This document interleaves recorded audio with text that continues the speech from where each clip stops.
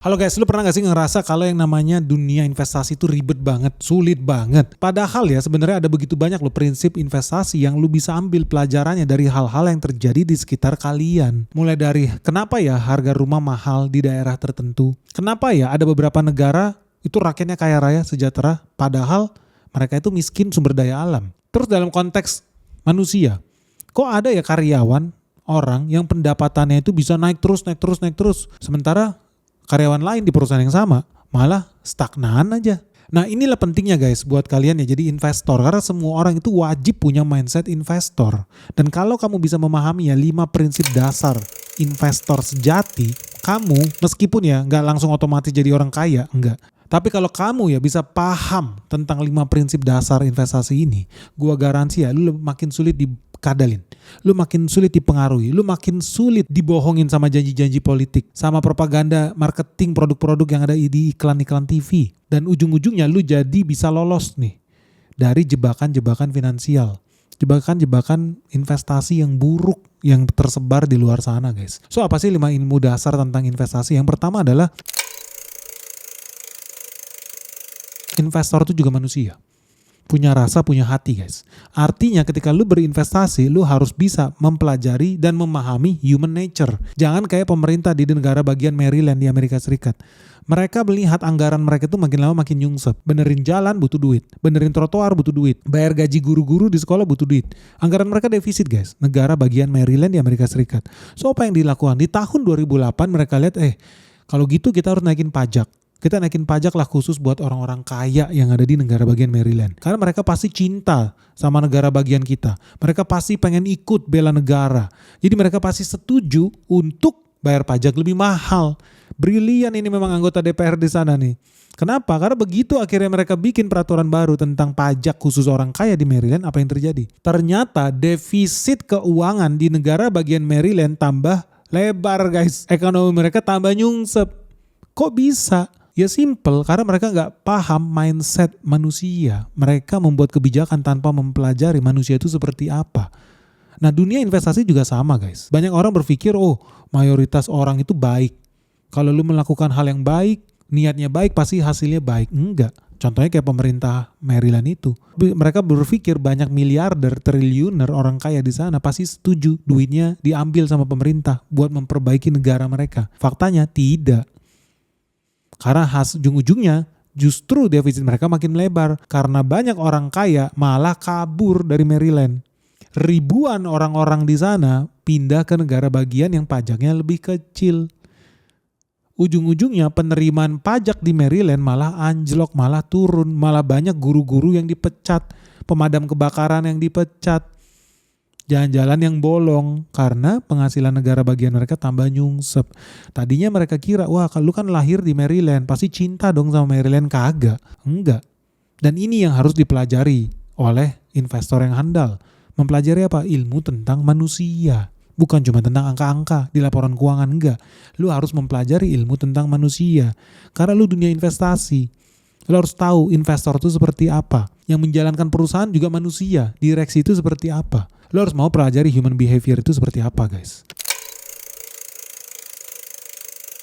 Nah yang kedua, sebagai investor lo itu juga harus wajib mau paham tentang namanya opportunity cost. Opportunity cost itu artinya tentang pengorbanan guys. Jadi ilmu opportunity cost ini banyak orang yang gak paham ya. Kehilangan kesempatan. Dikira cuman kehilangan momentum. No, enggak. Opportunity cost itu justru ilmu tentang mempelajari kerugian guys. Kerugian apa? Kerugian tentang seberapa besar pengorbanan yang lu lakukan ketika lu mengambil suatu keputusan. Jadi opportunity cost di dunia investasi, ketika lu ambil pilihan mau belok kiri atau belok kanan, dan lu pede banget, gua harus ambil belok kanan. Tahu nggak? Di saat itulah lu harus sadar, lu sedang mengorbankan sesuatu. Mengorbankan apa? Lu mengorbankan A. Contoh, ketika gue ambil keputusan buat hari ini ngobrol di depan mic, itu ada opportunity cost juga loh. Apa yang hilang? Hilang waktu gue buat bermain sama keluarga gue. Hilang waktu gue untuk meeting mungkin sama pejabat dari Kazakhstan. Hilang waktu gue yang seharusnya gue bisa pakai buat meeting sama pejabat dari Jepang. Hilang waktu gue yang sebetulnya gue bisa gunakan untuk berdiskusi sama orang-orang yang lebih pintar dari gue. Hilang, itu opportunity cost. Jadi artinya opportunity cost itu adalah pengorbanan. Karena lu berbicara tentang kehilangan ketika lu mengambil sebuah keputusan. Artinya lu harus udah mulai dari sekarang sadar. Ketika lu mengambil keputusan, memilih sesuatu apapun itu, percayalah, pasti ada hal lainnya yang lu korbankan. Lu sudah ambil keputusan buat nonton YouTube Benix hari ini. Percayalah, ada yang lu korbankan. Ada yang hilang dari hidup lu. Sehingga lu harus pastikan keputusan yang lu ambil itu benar apapun itu. Oh hari ini gue mau pergi naik Gojek misalkan. Oh hari ini gue mau makan mie kue tiaw. Itu ada opportunity cost di situ. Lo harus berpikir seperti itu. So misalnya dalam dunia investasi ya, lu punya duit 10 juta. Lu punya dua pilihan dari duit 10 juta itu. Pilihan pertama lu beli handphone baru. Pilihan kedua lu investasikan duit itu. Nah seandainya investasi lu tumbuh, yang 10 juta itu ternyata tumbuh jadi 30 juta dalam waktu 3 tahun. Jadi tontonnya nih guys, lu punya duit 10 juta. Lu ada dua pilihan. Ini gue mau ajarin lu tentang opportunity cost. Pilihan pertama adalah lu beli handphone. Ganti handphone baru harga 10 juta. Pilihan kedua, lu investasikan duit itu. Pilihan yang kedua. Nah lu pilih yang mana nih? Let's say karena lu bijak, lu oke deh gue invest. Ternyata dalam 3 tahun duit lu berkembang dari 10 juta ke 30 juta. Di situ ada opportunity cost. Opportunity cost itu bisa dihitung nilainya, value-nya berapa. Jadi kalau seandainya investasi kamu tumbuh dari 10 juta menjadi 30 juta dalam waktu 3 tahun, which is bagus, lu disuruh hitung berapa sih opportunity cost-nya. Banyak orang salah jawab. Kenapa? Karena mungkin dia cuma ekonom, bukan investor. Karena biaya yang sebenarnya keluar, rugi ketika lu memutuskan mengambil pilihan beli handphone dengan duit 10 juta. Banyak orang yang bilang, oh berarti opportunity cost-nya 10 juta. Tidak. Pengorbanan yang sebetulnya keluar itu adalah 30 juta. Karena 30 juta itu gagal lu miliki di masa depan yang seharusnya udah ada di kantong lu. Udah ada di rekening bank lu 30 juta. Tapi karena lu mengambil keputusan yang salah untuk beli handphone, opportunity cost lu bukan 10 juta rupiah bro. Nah banyak orang salah. Opportunity cost lu adalah 30 juta. So ketika lu memutuskan untuk beli handphone baru, lu sedang membuat pengorbanan untuk rugi 30 juta. Paham gak lu guys tentang opportunity cost ini? Jadi ketika lu melihat sesuatu sebagai seorang investor guys, lu memutuskan ada jam tangan baru, diskon 50% dari 7 juta ke 3,5 juta. Oh berarti untung 50%. Mindset orang yang konsumtif, mindset orang yang bodoh, bukan mindset investor. Mindset investor harusnya berpikir, ketika gua belanja jam tangan seharga 7 juta, diskon 50%, apakah gua cuan 3,5 juta? No. Lu harusnya bertanya, bukan tentang apakah saya mampu membeli barang ini. Bukan tentang berapakah diskon yang menguntungkan saya. No. Tapi yang lu harus tanyakan opportunity cost-nya. Apa ya yang harus saya korbankan kalau saya membeli barang ini? Karena kalau lu udah mulai punya mindset seperti ini, percayalah, dengan satu pertanyaan yang benar, bukan soal diskonnya berapa, cuannya berapa, no. Tapi lu harus tanya, berapa sih biaya pengorbanannya?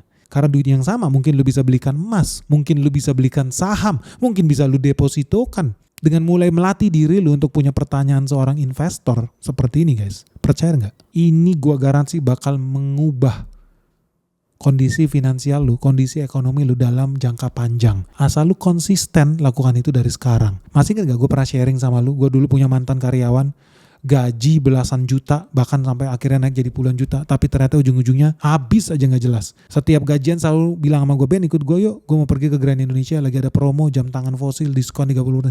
Apa ini orang? Aneh. Udah gajinya jauh di bawah gue, terus mindsetnya adalah, cuan nih Ben, diskonnya tuh diskon 7 juta, berarti kita untung 7 juta. Enggak bro, lu justru rugi, karena lu keluar duit yang sama bisa lu pakai untuk melakukan hal yang lebih produktif. Itu namanya opportunity cost, itu namanya mental investor. Lu udah lakukan itu belum? Nah, konsep yang ketiga, seorang investor itu wajib mengerti bahwa harga itu adalah sebuah sinyal guys. Sama ketika lu lihat kode ticker harga saham, harga barang, sama. Banyak orang menganggap ya harga-harga itu adalah musuh nih. Oh gue bisa beli nih, oh gue gak bisa beli nih, oh ini kemahalan, ini kemurahan nih. Mereka gak paham. Harga itu sebetulnya adalah informasi.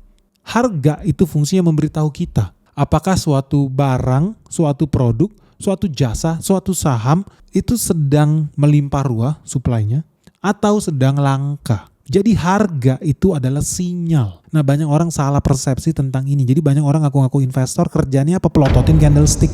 Nggak penting, nggak guna. Yang penting lu tahu perusahaan ini perusahaan apa, kegiatannya apa, profitnya apa, bagaimana dia punya kompetitor, bagaimana dia menjalankan bisnisnya. Tapi kalau lu fokus dengan harga, lu artinya fokus dengan sinyal. Dan itu salah. Harga cuma informasi guys. informasi tentang suatu barang, jasa, produk, atau saham itu kondisinya sedang dalam apa? Kondisi langkah atau melimpah ruah di pasaran. Basically itulah. Contoh tentang orang yang gak paham ya tentang harga ya. Ketika harga cabai melonjak naik lah, banyak ibu-ibu rumah tangga itu marah. Banyak orang-orang panik. Banyaklah orang yang kesel ketika harga cabai melonjak tinggi. Tapi kalau lu berpikir sebagai seorang investor, lu harus udah lihat Guys, ngeri banget ini guys. Perang di Timur Tengah tambah panas dan ujung-ujungnya harga minyak dunia pasti tambah naik. Artinya nih bakal makin banyak loh perusahaan-perusahaan di Indonesia yang tambah rugi, tambah nyungsep. Termasuk juga saham-saham yang ada di IHSG guys. So terus gimana nih caranya supaya lu nggak tambah rugi, lu nggak tambah miskin, lu nggak tambah nyungsep lebih dalam lagi guys? Sebetulnya caranya gampang guys, karena ada di Sekolah Saham BENIX season 10 yang resmi dibuka lagi nih. Nah di sini seru banget guys, karena kali ini lu bakal belajar ya cara menghindari saham-saham yang pasti tambah nyungsep, yang pasti tambah rugi. Dan bukan cuma itu, lu juga bakal belajar cara menemukan nih saham-saham yang bakal diuntungkan justru ketika dunia tambah panas. So buat teman-teman nih, buat kamu-kamu yang masih pemula, masih newbie, masih beginner di dunia saham, dan lu pengen belajar gimana sih cara investasi yang benar dari nol, nah inilah momen yang paling tepat, ini saat yang paling pas guys. Kenapa? Karena bentar lagi market crash sudah ada di depan mata guys. Kita menuju detik-detik yang menegangkan. Apalagi ya, suku bunga di Amerika Serikat bakal makin naik tinggi loh. So, kamu pengen tahu nggak sih? Kamu pengen bisa ngerti nggak sih? Perusahaan mana yang layak buat diinvestasikan, mana yang tidak layak sama sekali. Nah, lu gak usah khawatir karena semuanya bakal kita bahas tuntas di Sekolah Saham BENIX season 10 ini. Karena cuma di sini ya kita bakal belajar bareng cara membaca laporan keuangan, ekonomi makro, sektor-sektor unggulan yang ada di IHSG, sampai perusahaan-perusahaan yang bisa jadi penggerak bursa efek Indonesia guys. Apalagi di sini juga ada sesi Ask Me Anything ya. Sesi di mana lu bisa bebas tanya apa aja ke BENIX langsung soal dunia saham dan investasi. So, tunggu apa lagi nih? Yuk segera daftarin dirimu sekarang juga. Hubungin WhatsApp admin kita Michelle di 0811 868 959. Atau lu bisa kunjungin website kita juga di www.sekolahsahambenix.com. Oke guys, sampai ketemu ya. Salam sehat, salam cuan. ini cuma distraction. Lu gak bisa emosional terhadap kenaikan harga cabai. Yang lu bisa lakukan apa? Sebagai seorang investor, orang yang produktif. Kenaikan harga cabai itu sebetulnya menunjukkan sinyal. Sinyal bahwa pasokan cabai itu sedang berkurang di pasaran. Sementara permintaannya bisa jadi tetap tinggi. Atau stabil, tapi suplainya aja yang berkurang. Artinya, kalau orang yang paham dengan sinyal ini dan dia adalah seorang petani cabai, apa? Dia akan menanam lebih banyak lagi cabai. Dan kalau ada banyak petani yang menangkap sinyal ini, artinya beberapa waktu kemudian karena makin banyak yang nanam cabai, produksi cabai pasti meningkat naik. Dan selanjutnya yang akan terjadi adalah harga cabai pasti turun. Jadi dari sini udah bisa lihat mindset seorang investor yang paham tentang pola ini ketika melihat harga cabai naik, bukan marah-marah kayak emak-emak di pasar. Juga bukan reaktif seperti petani di kebun. Tapi dia udah melihat apa yang akan terjadi ketika semua orang mengambil sinyal yang sama dan melakukan reaksi yang sama terhadap satu sumber sinyal itu. Itulah tugas lu sebagai seorang investor. Jadi lu keep thinking ahead. Lu tidak berpikir tentang situasi hari ini sehingga lu hidup untuk hari ini. No, lu udah mulai punya berpikir what's next, apa selanjutnya. Itu yang lu harus mulai pikirkan hanya dari satu informasi yang namanya harga cabai. Artinya ketika harga suatu barang mendadak naik atau mendadak turun, lu gak boleh langsung panik, langsung marah atau langsung sedih. Berlaku nih bukan cuma di cabai tapi di dunia saham. Karena lu sebagai investor gak bisa reaktif. Justru lu harus mulai berpikir, apakah ini artinya barangnya sedang langka? Apakah permintaannya betul sedang meningkat? Atau jangan-jangan bukan karena permintaannya meningkat, tapi ada masalah, ada gangguan di proses produksi. Nah, banyak orang yang gagal memikirkan tiga hal tadi. Mereka cuma reaktif aja, marah, panik, kecewa, dan lupa bahwa sebetulnya harga itu cuma sinyal. Fungsinya membawa informasi yang kadang-kadang justru lebih cepat daripada berita guys. Dari sini udah bisa lihat ya, oh ternyata kacamata seorang investor berbeda dari ibu rumah tangga, dari seorang ekonom, dari seorang petani berbeda. Karena kita harus bisa lebih cepat dibandingkan yang lainnya itu dan harus bisa melihat bagaimana orang menginterpretasikan sebuah sinyal dari satu informasi yang sama, harga. Nah teman-teman, prinsip yang keempat, ini ngomongin harga ya. Seorang investor juga harusnya tahu ya, harga murah itu belum tentu baik. Sama kayak dunia market lah. Belum tentu sesuatu yang murah itu nilainya baik. Itu banyak malah jadi jebakan Batman. Contoh, kalau kita di level pengambil kebijakan, pakai mindset investor, banyak kebijakan itu yang kedengarannya bagus di atas kertas. Contoh ya, misalkan nih, Rusia pernah kejebak nih di zaman Uni Soviet. Oke yuk, supaya rakyat tidak bergejolak, kita paksa harga gandum harus murah. Supaya semua orang bisa beli gandum, semua orang bisa bikin roti di rumahnya, bisa makan tanpa takut kelaparan. Jadi kita harus seragamkan harga gandum di Uni Soviet. Ujungnya apa? Karena harga gandum di Uni Soviet dipaksa rendah, menciptakan masalah baru. Ketika harga dipaksa rendah, produsen, petani ujung-ujungnya kehilangan insentif buat menanam, buat memproduksi gandum lebih banyak. Buat apa? Karena ujung-ujungnya cuma bisa dijual murah. Ujung-ujungnya tadinya harga gandum berharap pemerintah bakal jadi murah ketika dibikin program penyamarataan harga gandum di bawah harga yang seharusnya. Ternyata harga gandum justru makin naik tinggi. Kenapa? Karena barangnya nggak ada, barangnya hilang. Nggak ada yang mau nanam gandum lagi, jadi kontraproduktif. Jadi ketika pemerintah Uni Soviet memaksa harga gandum harus di bawah harga HPP ya, harga produksinya petani, ujung-ujungnya apa? Petani malas nanam karena petani malas rugi. Ujung-ujungnya petani malas bertani. Akibatnya pasokan berkurang. Terus apa lagi? Ujung-ujungnya produk gandum semakin langka. Artinya harga murah iya, tapi cuma ada di atas kertas. Realitanya barangnya kagak ada. Kalaupun ada di pasar gelap, harga udah mahal. Nah ini realita guys. Jadi ketika lu setiap kali mendengar janji lah, atau mendengar marketing lah di TV, kita bakal bikin segala sesuatu menjadi lebih murah. Lu gak boleh berpikir berhenti sampai di situ. Lu harus berpikir konsekuensinya apa. What's next? Lu harus mulai bertanya. Kalau harganya dipaksa turun, ada gak pihak yang dikorbankan? Apakah pasokannya bakal bisa tetap stabil? Apakah ada pihak yang diuntungkan? Karena ujung-ujungnya harga yang murah gak ada gunanya kalau produknya menghilang.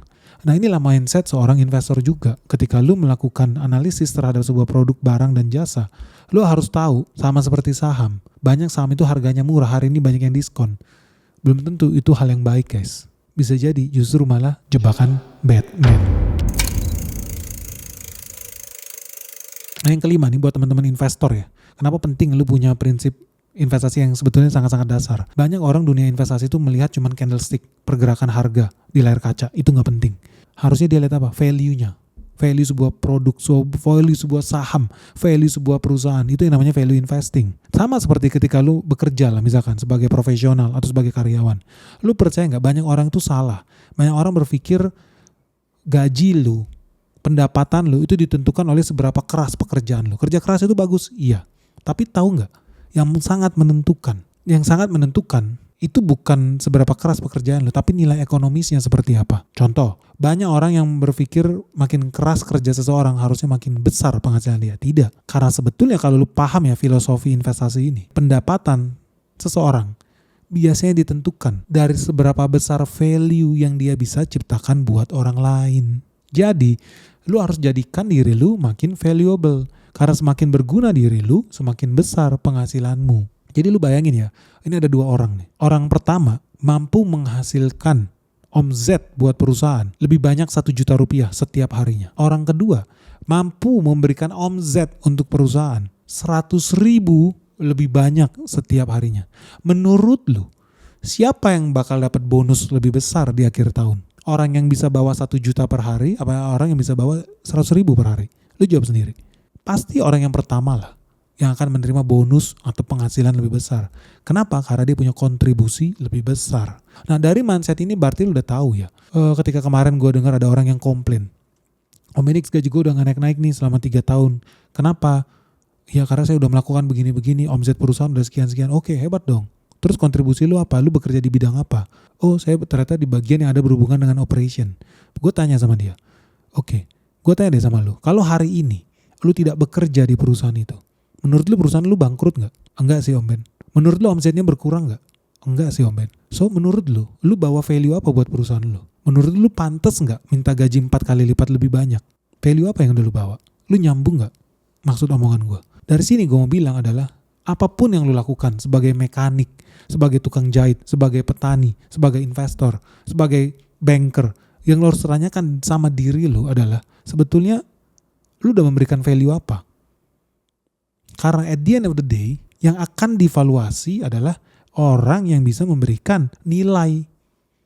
yang lebih tinggi, bisa menciptakan nilai value buat orang lain yang lebih besar.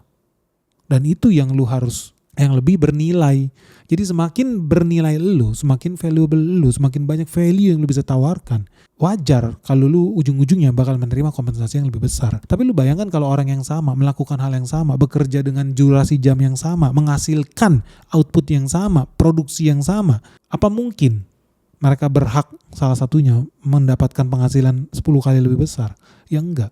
Jadi ujung-ujungnya lu harus tahu kalau lu pengen punya penghasilan lu naik, lu jangan cuma nambah jam kerja keras itu bagus. Tapi lu udah harus mulai berpikir, nilai apa yang lu bisa tingkatkan buat perusahaan? Nilai apa yang bisa lu berikan buat perusahaan lebih dari yang seharusnya? Jadi lu harus mulai belajar. Oh mungkin lu harus belajar keterampilan yang lebih langka. Misalnya lu harus belajar digital marketing, lu harus belajar AI, lu harus belajar data analitik, lu harus menambah kemampuan kosakata bahasa asing lu harus belajar sales, marketing, programming. Dan ujung-ujungnya potensi pendapatan lu bisa lebih tambah tinggi lagi. Karena lu udah paham posisi seorang investor, posisi seorang CEO, posisi seorang pemilik perusahaan itu sama. Mereka akan mengevaluasi lu misalkan sebagai karyawan berdasarkan apa? Value apa yang udah lu bawa untuk perusahaan. So buat teman-teman di sini, ini 5 prinsip dasar nih seorang investor yang wajib banget lu pahami. Sehingga ketika lu melihat segala sesuatu yang ada di dunia ini, mulai dari harga, mulai dari pengambilan kebijakan, mulai dari opportunity cost-nya seperti apa, pengorbanannya apa, mulai dari sinyal, informasi, bahkan memvaluasi diri lu sendiri dan orang lain, lu udah harus bisa. Karena dunia investasi itu bukan cuma tentang uang loh. Dunia investasi itu juga tentang bagaimana lu mempelajari ya, ilmu-ilmu tentang bagaimana manusia-manusia yang ada di dunia ini mengambil keputusan ketika sumber daya yang ada itu terbatas. So gue harap ya teman-teman setelah nonton video ini lu udah mulai melihat dunia dengan cara yang berbeda lah. Karena ini penting. Apapun yang lu lakukan, pergi ke pasar itu ada prinsip investasi di sana. Lu mengambil keputusan buat kursus bahasa Mandarin, itu ada opportunity cost di situ. Lu mengambil keputusan buat nabung bonus THR lu, itu bisa jadi mengubah bukan situasi lu hari ini, tapi situasi lu 20 tahun lagi. Jadi gue harap ya teman-teman udah mulai mau ya melihat dunia dengan cara yang sangat-sangat berbeda. Bukan gara-gara lu jadi investor sih, bukan. Tapi karena kamu udah mulai mau paham gimana sih dunia ini bekerja, gimana sih cara mengambil keputusan, apa sih konsep insentif, apa sih maksudnya sebuah harga itu, dan bagaimana sebetulnya nilai, value itu bekerja ya dalam kehidupan sehari-hari. Percayalah kalau lu lakukan 5 hal ini, lu pasti jadi investor handal guys. Nah pertanyaan buat teman-teman, dari 5 hal ini, 5 prinsip investasi yang sangat-sangat dasar ini, mana sih yang udah lu lakukan? Sharing dong pengalaman lu, itu memberikan nilai tambah gak dalam hidup lu? Ini bikin lu upgrade gak? Dan menurut lu ya dari 5 prinsip itu mana sih yang paling susah untuk dilakukan? Sharing dong pandangan kalian di kolom komentar di bawah ini. Semoga video ini bermanfaat. Salam sehat, salam cuan, bye-bye.